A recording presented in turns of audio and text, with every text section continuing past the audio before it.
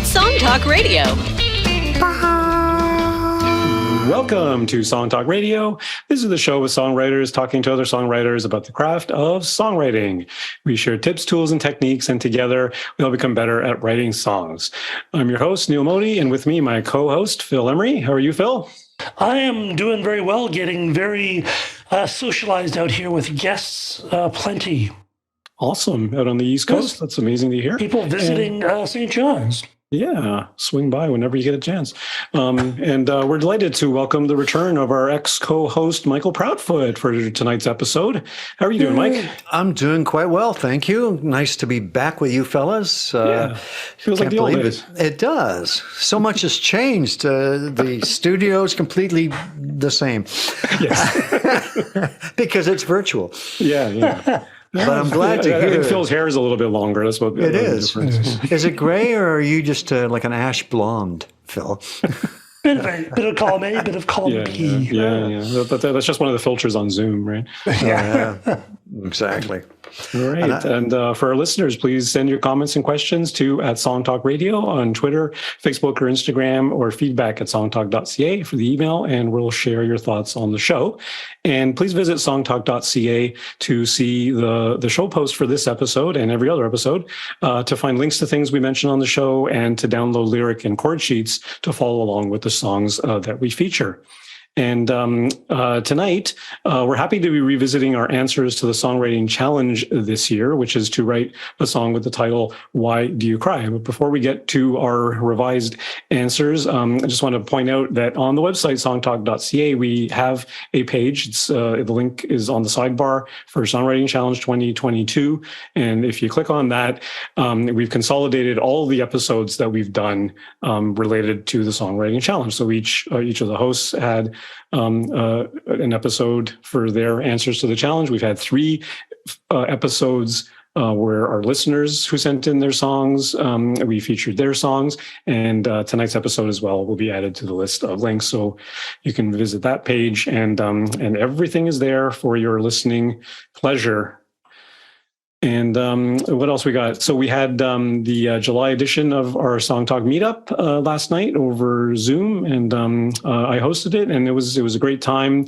We had about 10 or so, 10, 12 songwriters show up, a lot of familiar faces, a few newbies, and it was great. But by the end, several people had dropped off, had to leave. But we had some great discussions. The last person who contributed a song, wrote a protest song about the residential school findings, like the graves that they dug up and everything. It was really a powerful kind of emotional thing to cap off the meetup. So it was really good. We got so many talented people that come to our meetup, and it's just great to hear from them. Always great. It's if you've never done it, you just learn so much. Even if you just want to sit around and listen, you don't have to participate, and you don't have to bring a song. But it's just a great energy to be around. Yeah. And we had, and 5 of the people who showed up last night were the same people who contributed to our Songwriting Challenge. So it was good to see. Awesome. Yeah, so all familiar faces, mostly familiar faces. Okay, so like we said, so since we featured our songs, the host songs, on the podcast several weeks ago, we've all made some manner of changes to them, and tonight we're going to be playing our updated versions. Of course, you can hear our earlier versions on the website, the Songwriting Challenge webpage, and so we're going to start with Mike. So you had your answer to the challenge several weeks ago that you shared with us. What have you done with it since? What have I done with it? I played it at a meetup and got some interesting feedback there. But primarily the big change is I did not have a bass line in it before. This time I do. So I just had put in the bass line and remixed it to balance everything out for that. And I changed the vocals in the outro just so they're a bit more rhythmic and on beat. I debated, lengthening the bridge and then thought the better of it. one of the comments I got from the meetup was that and this was I think it was kind of the only negative one, was that it was a mashup of eras.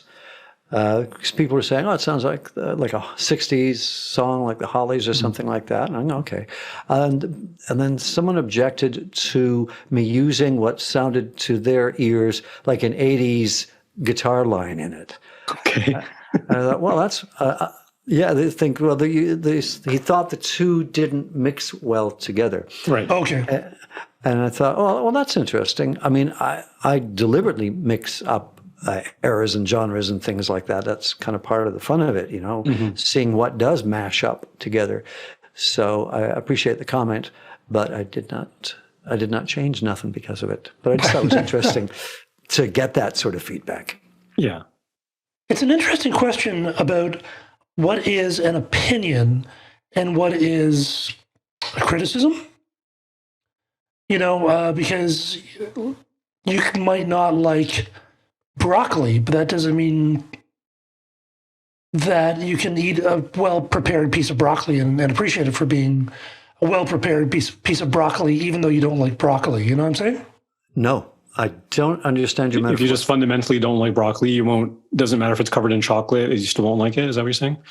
Well, I would say the difference between a gourmand and a snob is that a gourmet would be able to eat a hot dog and appreciate a well-prepared hot dog and think, hey, this is a wonderful example of a hot dog, whereas a snob would just say all hot dogs are bad.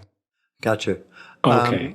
Anthony Bourdain was very good at being an appreciator of, I don't know if that's a word, of street food and all kinds of high and low cuisine. Mm-hmm. Not a snob, just interested in food.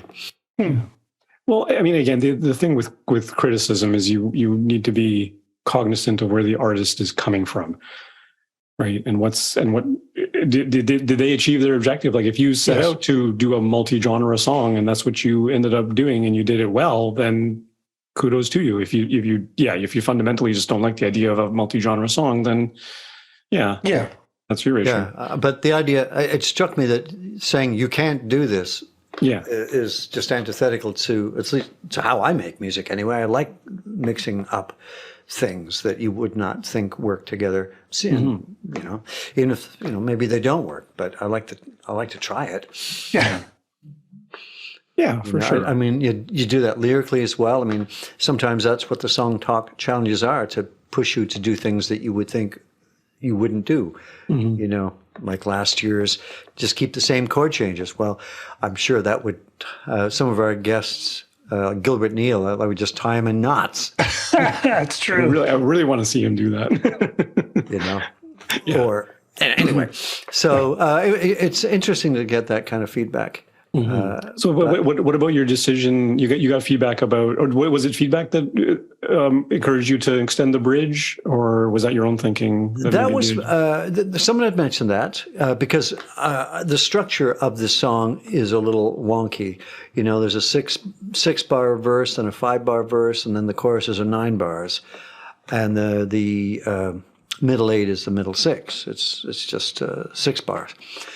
And so I was like, okay, well, should it conform more? And I think this is comes from me playing mostly acoustic when I play live, and just being a solo artist.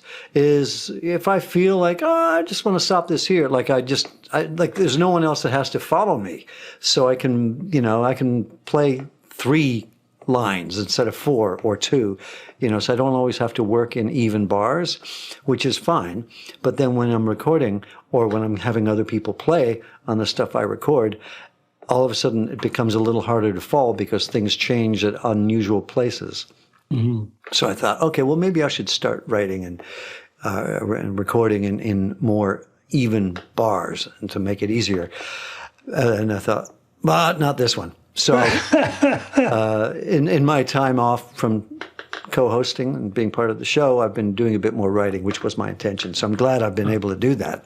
Okay. And I've been, actually writing out the bars and trying to be a bit more schematic in that way, without it, without Yeah, squeezing because the life out of it. I was actually wondering that, Mike, that if you were going to take another stab at this song and really make it much more rigid in those terms, but yeah, but I think you would sacrifice some content if you did that. I think.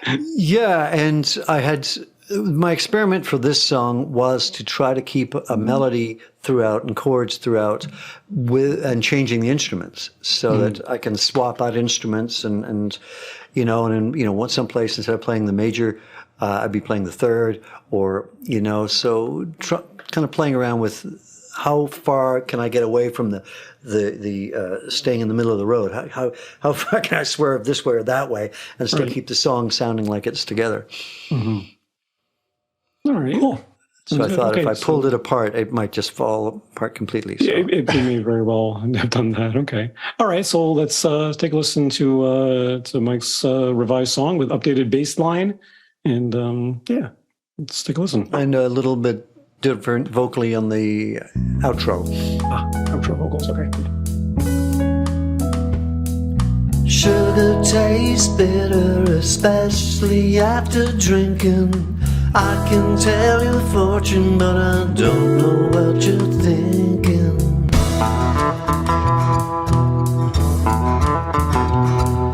Saving all your money for a happy ending.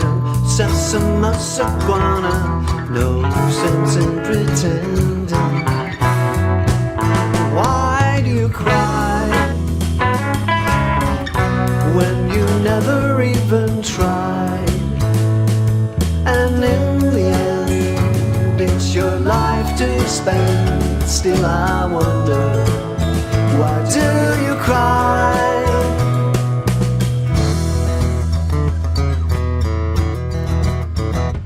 Living in a cell of voodoo doll for pleasure, staring at the walls, trapped among your treasure. Love you for your mind and your tunnel vision. You can tell the time, but you ain't nobody's picture. Why do you cry when you never even try? And in the end, it's your life to spend. Still I wonder, why do you cry? Just take those sad clothes and throw them away.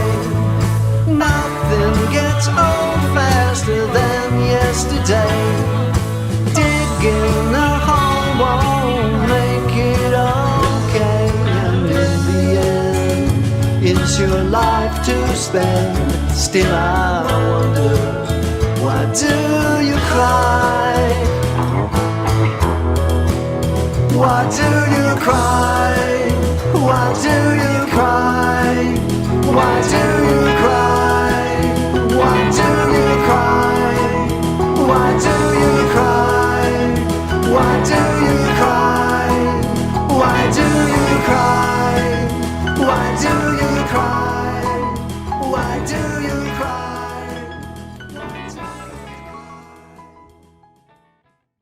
Cool. Pretty neat. Great. Yeah, certainly the bass line grounds it as we knew it would. Yeah. Yeah. And it's also, this version, the ending seems like a bit more noticeable than the first time we played it. Mm-hmm. It just, and also I realize now how squeeze-ish it is. Oh, yeah? Yeah. Because I squeezed all that crap in? Is it the same length? Because the ending sounded like it was shorter than last time. I think it's the same length, 245, something like that. Right. 243. Oh, it's 2 seconds shorter. Wow. There we go. Well, Yes, I noticed that. Oh, maybe I slid it up, and so there was no space off the top. Anyway. Who knows? Yeah, because the ending is kind of like it's like a vamping ending, right? So you could technically just kind of go forever if you came up with enough vocal variations. Yeah, it goes on long things. enough so like each of the instruments that are in there play, like have prominence for a bar. So it fades in and out of, there's the guitar, and then there's the other guitar that kind of is sort of wide or panned. And then there's a descending keyboard line, an ascending keyboard line. Then there's the descending piano line. Right. And then there's the vocals. So there's all that's going on in there. Yeah, I'll admit it. Every version of the song I've heard of yours, it's always kind of weirded me out how many different like instrumental parts there are. I always thought maybe you're just going to like decide on a couple and then go with those, but no, you want to keep it. A little guitarist thing here and a little descending piano line there. There's a lot of stuff in that little song. There's a lot happening, which is actually kind of cool. Like it makes it kind of fun. It makes it so when you on repeat listenings, you're like, okay, where's that line going to be coming in? Yeah, because you're right. The vocal melody kind of it does tie the whole thing together, right? And it's like, here's our bass line, and we're just going to play on top of it. Yeah, it's voice, bass, and drums are consistent, and everything else comes and goes. Yeah, which is kind of fun. The ending is very Beatley too, which I like, with the kind of just going over and the "Why do you cry? Why do you cry?" If it was a proper Beatles ending, there'd be a proper ending. That's true. Well, towards the end, they got a bit more fancier.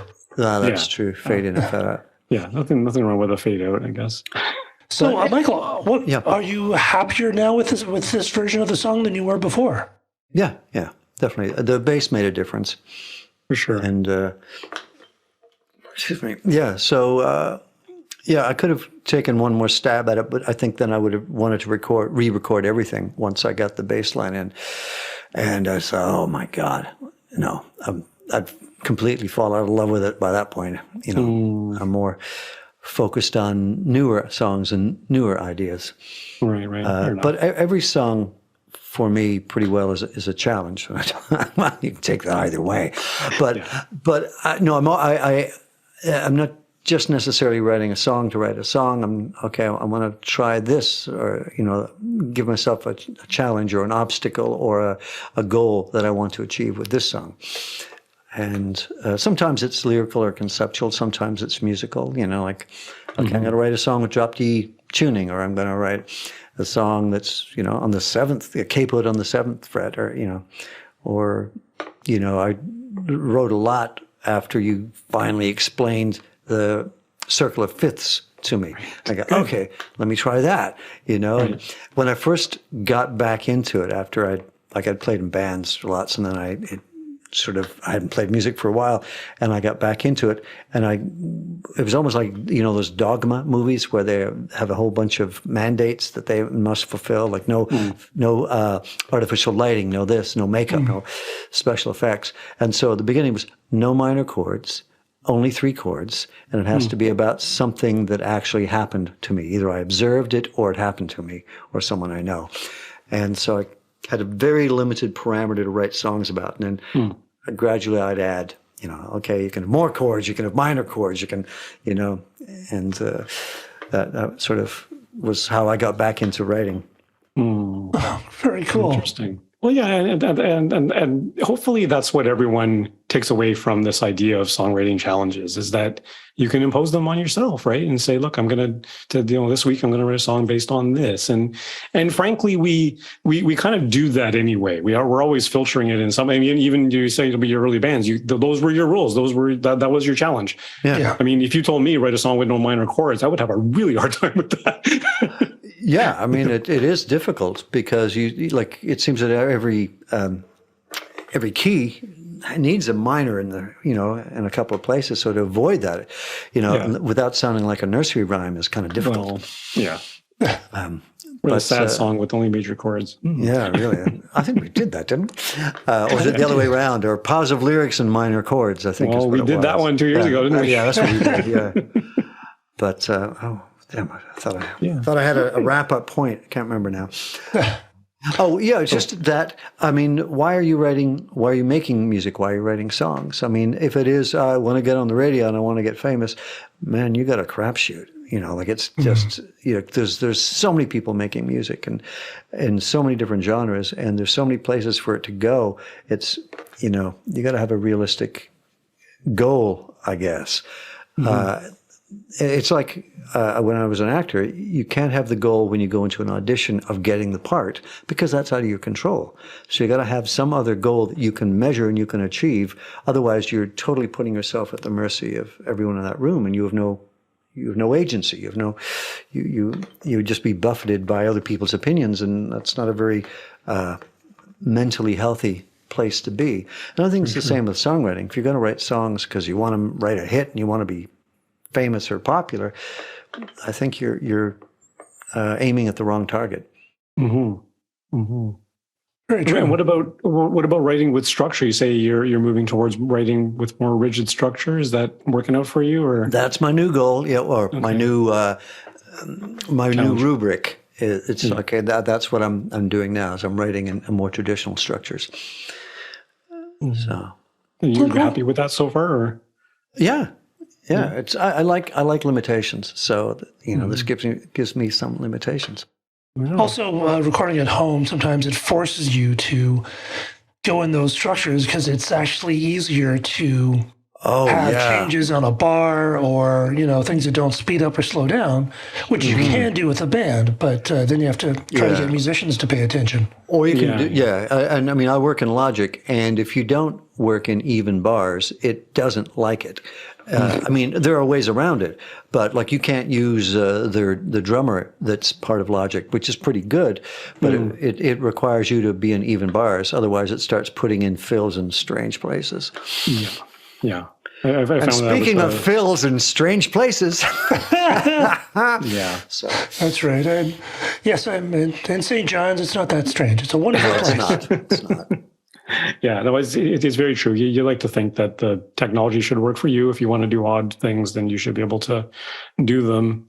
But yeah, as soon as you start using these AI sort of plugins that are supposed to perform for you, I found that as well with the virtual guitarist thing I was using. It didn't like it that I had 6/4 bars in there, and it got confused. And I have news for you: most guitarists wouldn't like it if you had 6/4 bars in there. So.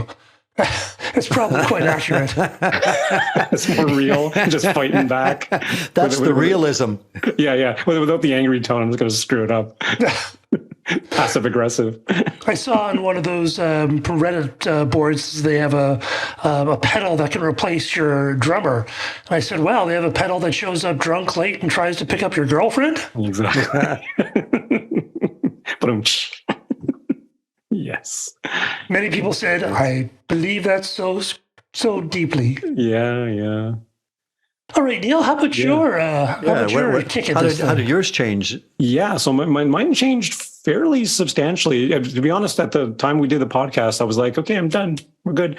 Then I started getting feedback. I got feedback from one person at the meetup after our podcast, and after I even shared it at the meetup a couple of times. And he was like, I was confused by this lyric and that lyric. I get your story and I get everything, but I was confused by these two lines. And I'm like, yeah, those kind of always bugged me, and maybe they should be clearer. And so I started reaching out.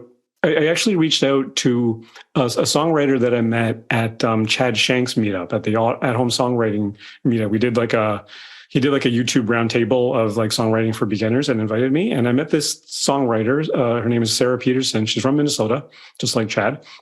And at during that whole discussion, she was very adamant about make sure every lyric in your song means something and is like, and causes the most, well, she always put it as pain, but like it causes the most injury, like causes the most hurt, causes the most happiness, causes the most whatever, right? Like it's got to be impactful.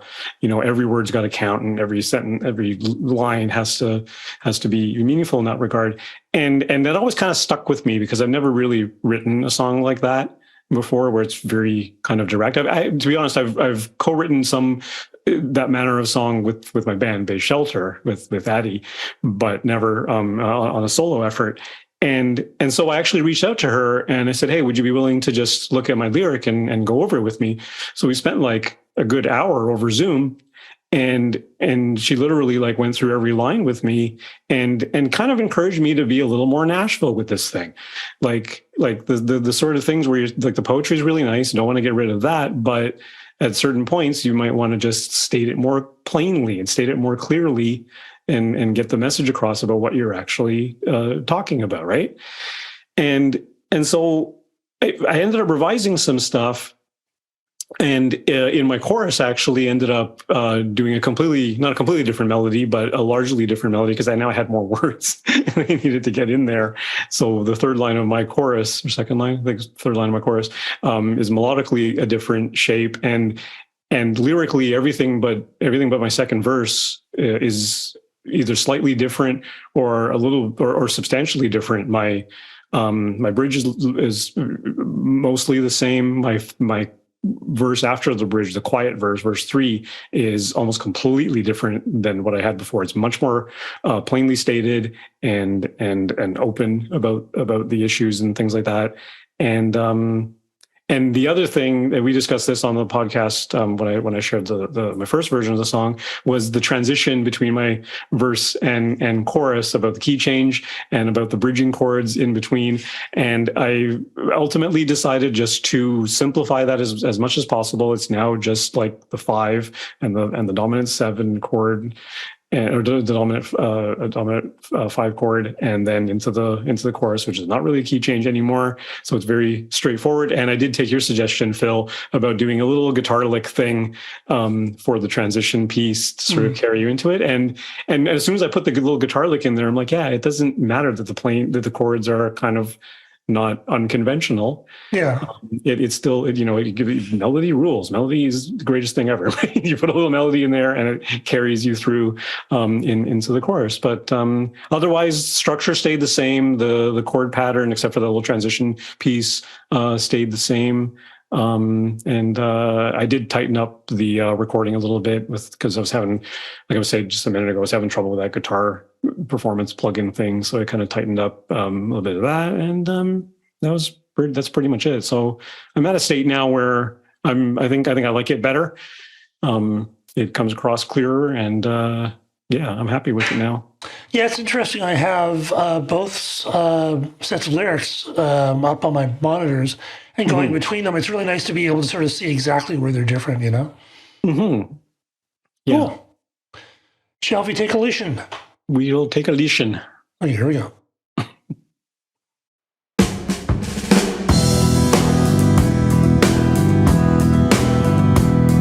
I'm staring out the window. Sun's shining bright.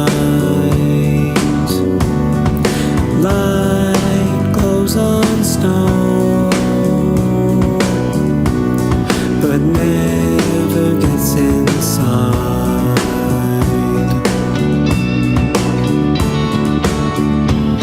I know that you try, but it's hard to move on when you're frozen in ice.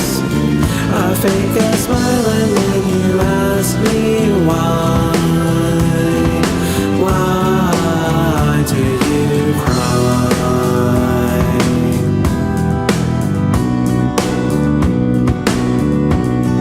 A steep hill to climb, the top shrouded black. I step up and try, but slip and fall back.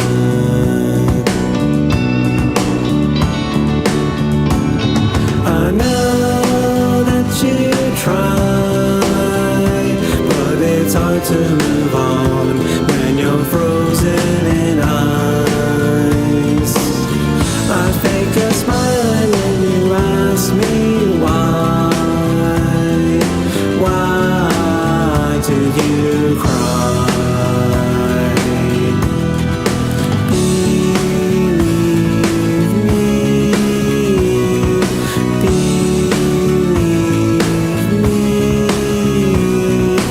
please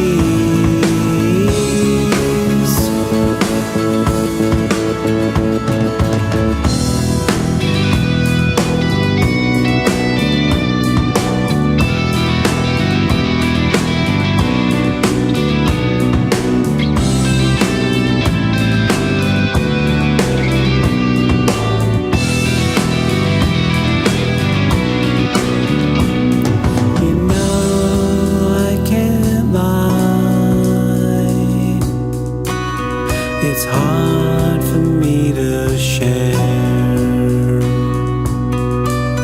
My truth can't be denied. Please listen and show you care.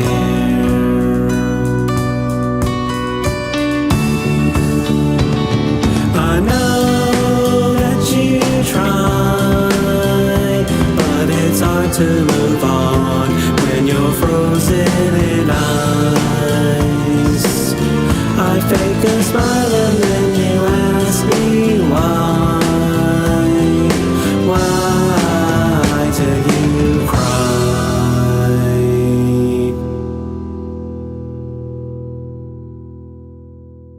Ooh. Yeah, that little guitar like really sets up the chorus really nicely. Thank you. Yeah. It worked well.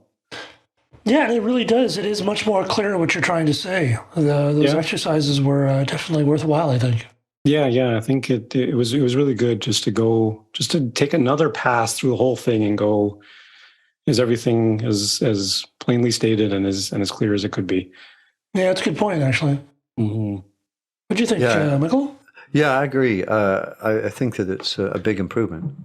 Good. Like if you're going, I think if you're going to sing, if you're going to communicate to people, then the less obstacles in the way of that communication, the better.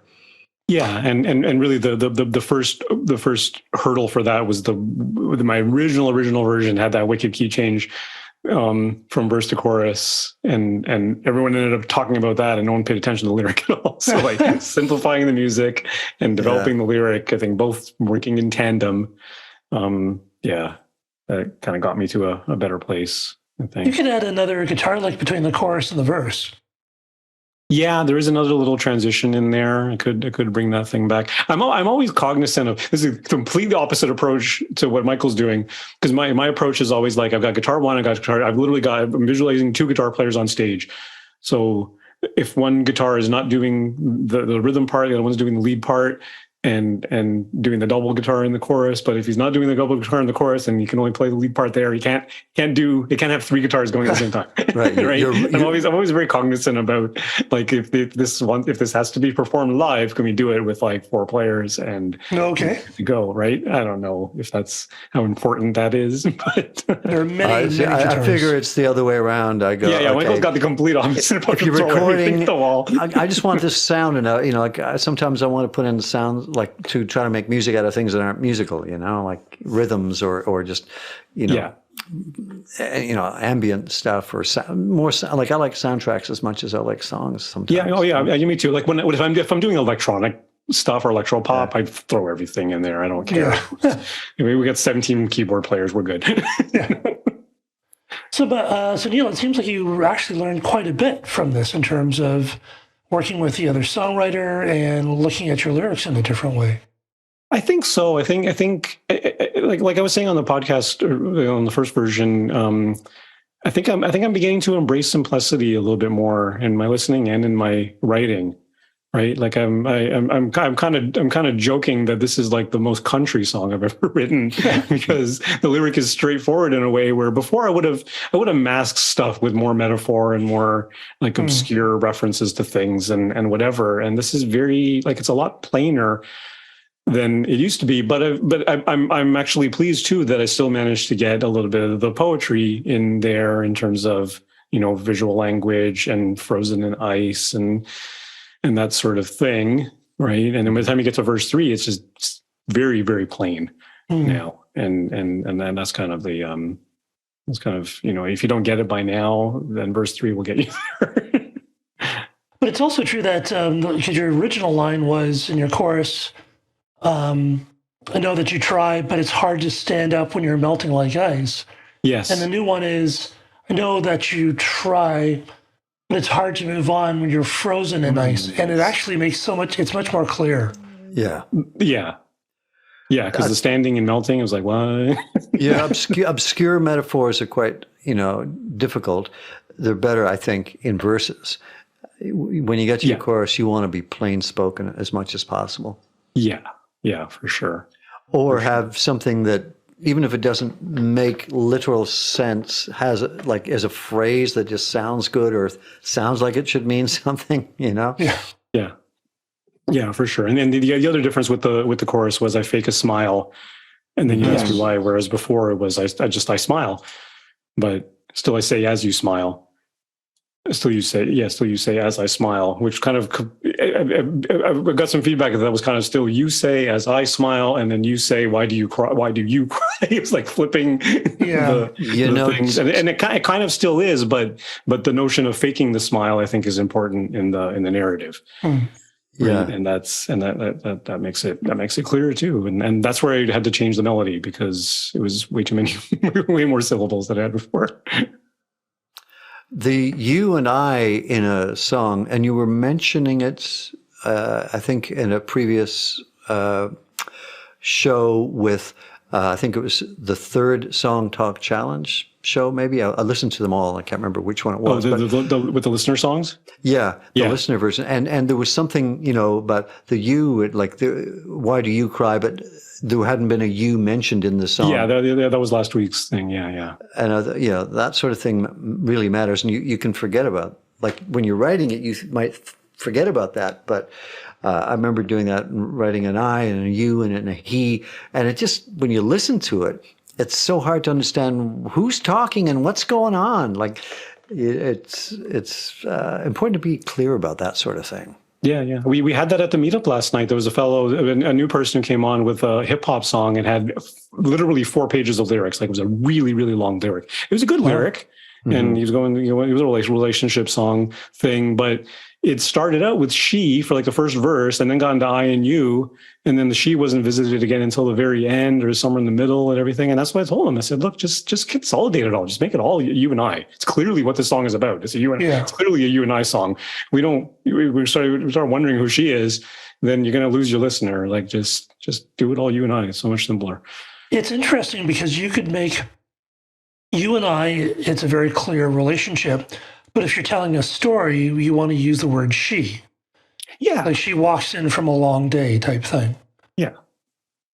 Of course, it depends. But again, the important thing is consistency. And the important thing is if you're gonna do something like he and she and he and she and he and she, and then why do you cry? Then you got to have it in quotes or something like this person said.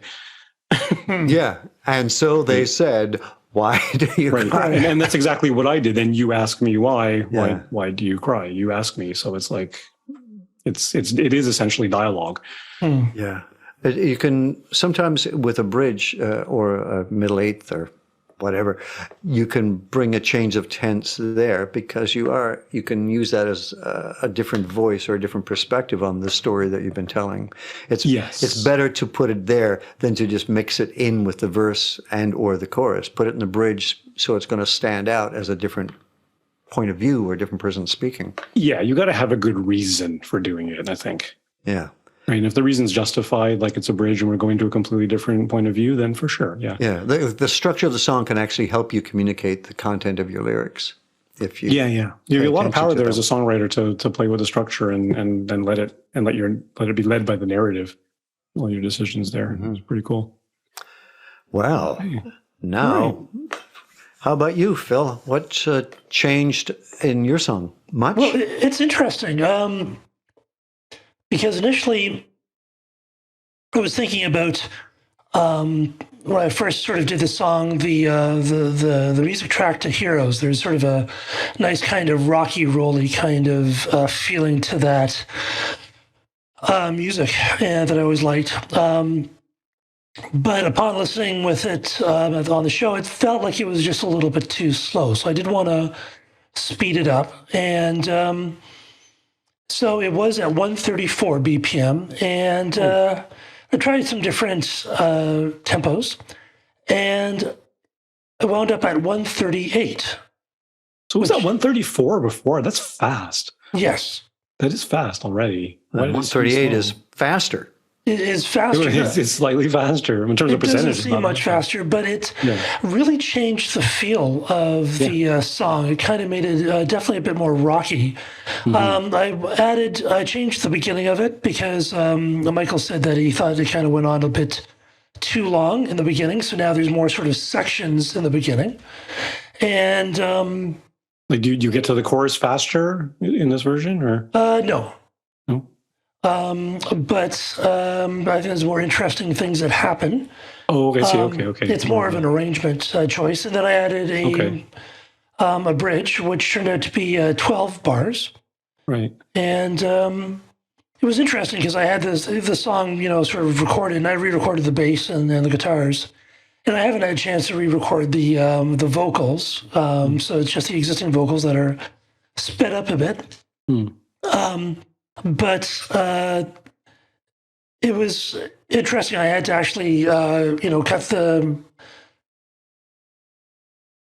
the project, and then you're able to sort of just add as much, like insert 12 bars of silence or whatever it is, and then be able to sort of build the bridge in there. So your bridge is instrumental then? Yeah. Okay, cool. So it's, because I kind of wanted sort of an instrumental bridge and it's not quite done. I think there's going to be another couple of musical lines I'm going to add in there, but I think this kind of will give you an idea. Okay. All right. Let's take a listen. Why do you shout? And why do you run? And why do you spin around? And why do you sit right down and tell me, why do you scream? And why do you fight? And why do you walk it out? And why do you give a damn? Tell me, why do you scheme? And where do you steal? And where do you come around? And where do you shake your thing? Why do you laugh? Why do you cry? Why do you laugh? Why do you cry? Why do you sin? Why do you cry? Why do you laugh? Why do you cry? And what would it take? And what would it cost? And what would you give away? And what do you think you've lost? And tell me, how would you know? And how would you feel? And how would you make a stand? Or would you run like hell?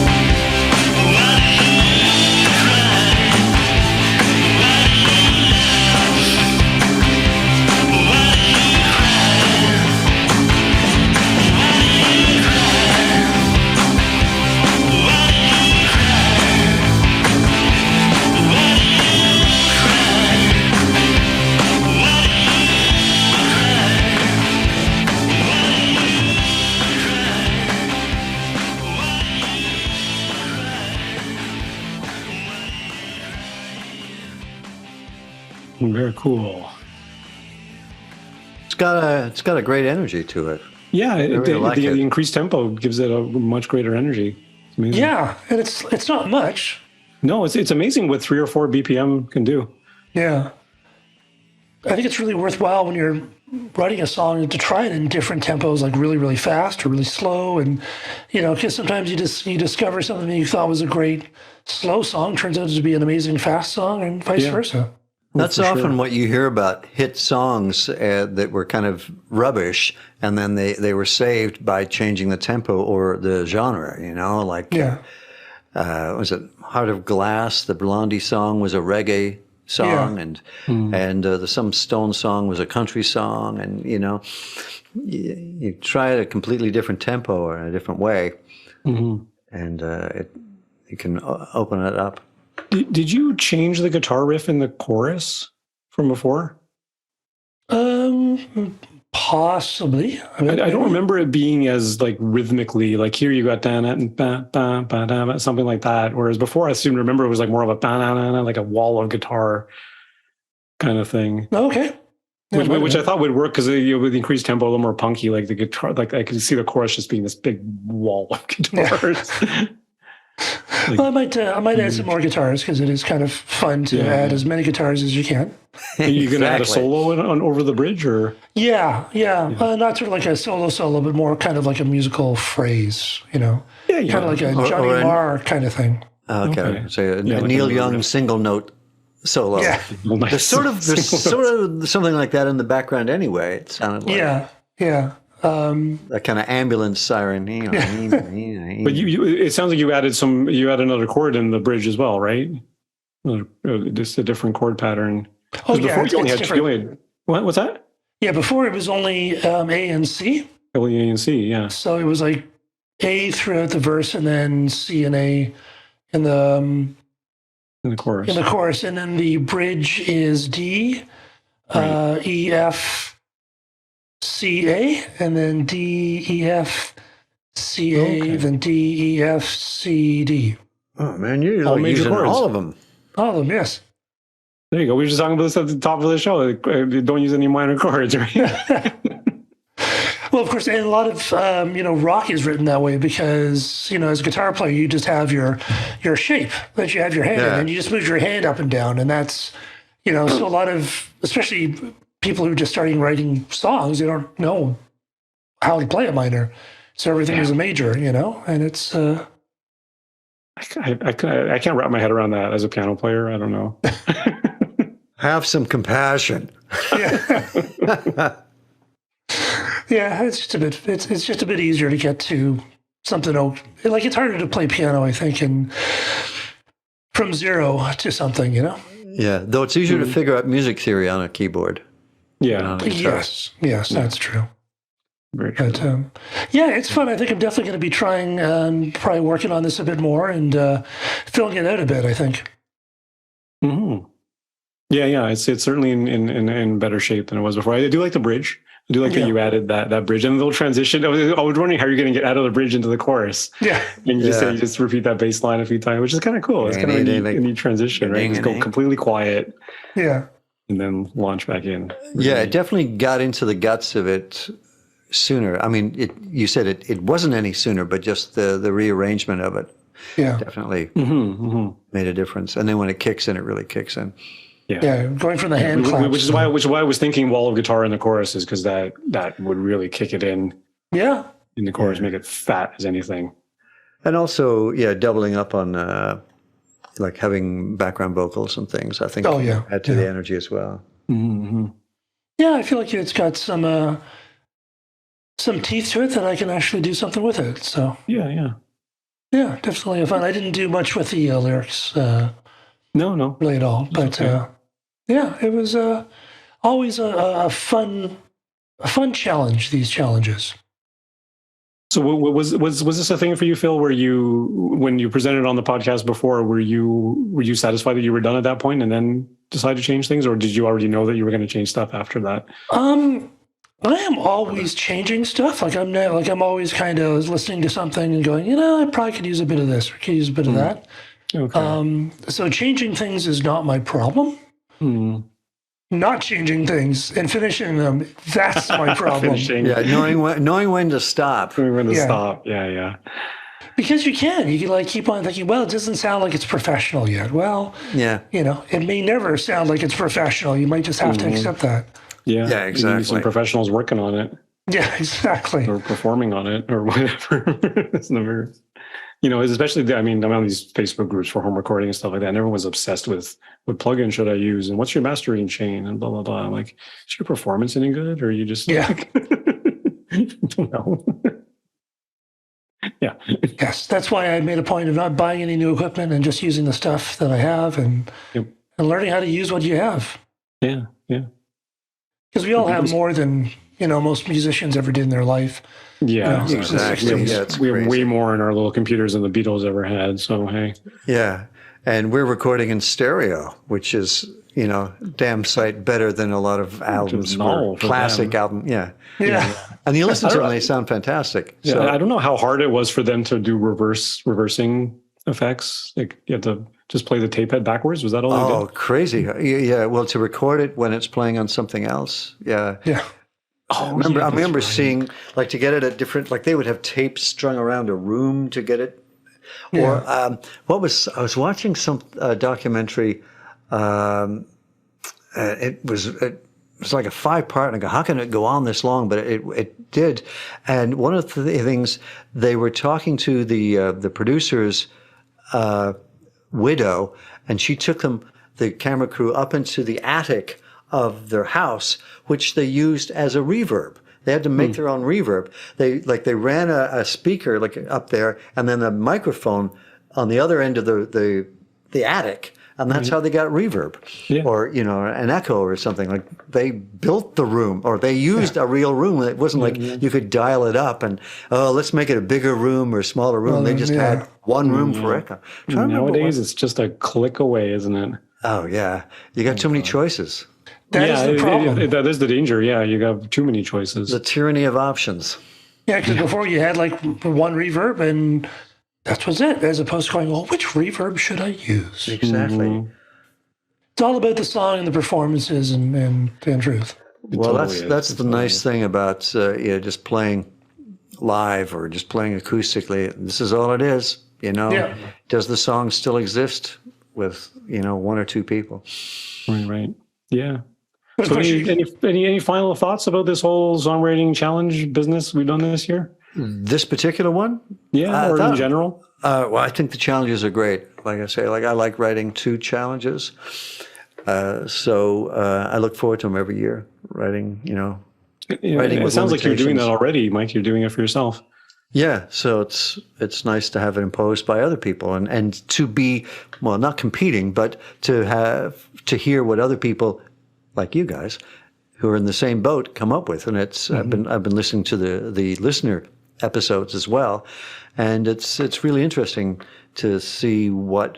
And I thought this was a really good challenge because it kind of pushed people into the narrative before they even started recording, which I don't think a lot of people do. They maybe come up with music and think, oh, this sounds like a song about this, or this sounds like a song about that.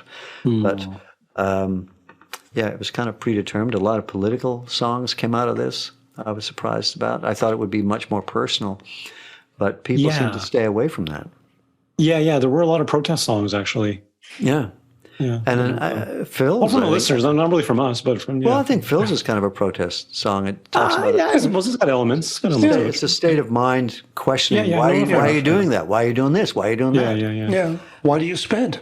Yeah. Yes. Well, and I think this is the first time I've actually written from a title, because that's not how I work. I come up with music and go, baby sandwiches, and then, finish off the music and then sort of do lyrics to that, which, hey, McCartney works that way, so it works for him. But it's good to actually sort of start in a different kind of way, And, maybe next time I'll try writing actually full lyrics, Yeah. and then write a song. Yeah. Whatever. Well, I'm curious to know what the next Song Talk challenge is. Maybe you should do them twice a year, because they do generate a lot of really interesting discussions, and I think a lot of really interesting songs. Yeah. Yeah, we very could. true. Yeah. That's true. something to think about.